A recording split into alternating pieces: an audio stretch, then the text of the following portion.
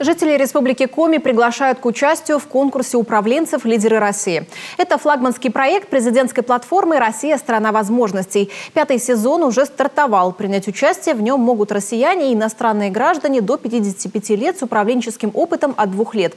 Для этого необходимо до 14 мая пройти регистрацию на официальном сайте лидерыроссии.рф. Что дает участие в конкурсе? Есть ли шансы на победу, узнала Ольга Коняева.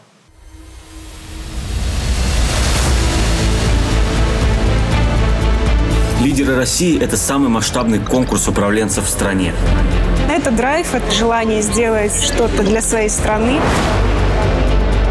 Конкурс «Лидеры России» дал мне мотивацию для дальнейшего развития. Проверить себя, понять, что можешь больше, пройти путь от стартовой до топовой позиции в компании. Флагманский проект «Лидеры России» уже 5 лет открывает новые имена. Конкурс проводится по инициативе президента России Владимира Путина. В конкурсе участвуют представители самых разных отраслей.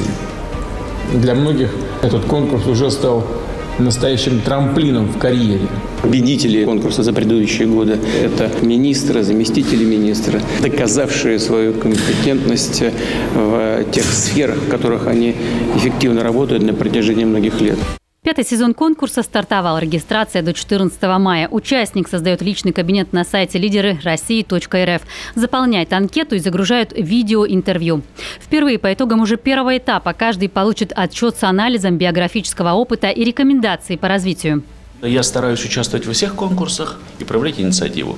Рано или поздно это как-то в жизни выстреливает.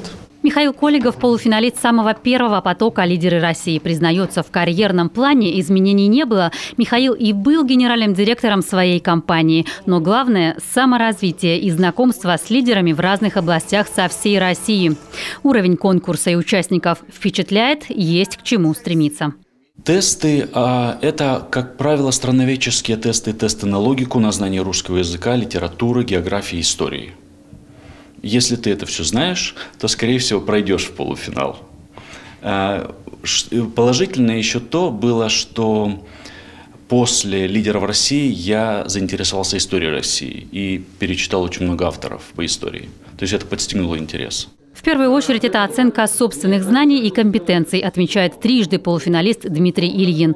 Важная работа в команде профессионалов. Депутату Сыктывкара после участия в конкурсе регулярно поступают предложения присоединиться к разным проектам.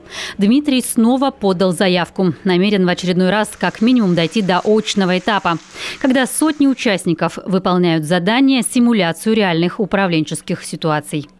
А в части очных состязаний, когда там психологи, когда коучи, когда тренеры оценивают и поведенческие, там какие-то вещи, какие-то знания, потому что за столом сидят 8 лидеров, каждый со своего города, со своего субъекта, каждый перетягивает инициативу на себя, но здесь важнее, наверное, нам в первую очередь договориться, то есть прийти к общему знаменателю и потом уже выработать какие-то решения. Кейсы разные, вообще со всех областей, из управленческих, с экономических, каких-то политических вещей.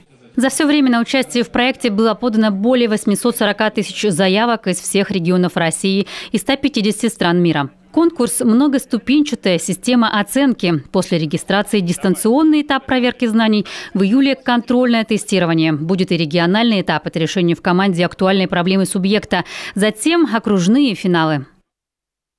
Сейчас Россия переживает переломные исторические события. Меняются приоритеты и подходы. Появляются новые возможности. Мы сражаемся на всех фронтах за свой суверенитет, за свою позицию в мировом пространстве. А сильная страна держится на сильных лидерах. Конкурс – это отличный шанс заявить о себе и послужить на благо России и родной республики. Призываю всех, кто чувствует потребность в развитии, движении вперед и реализации своего профессионального потенциала, принять участие в этом конкурсе.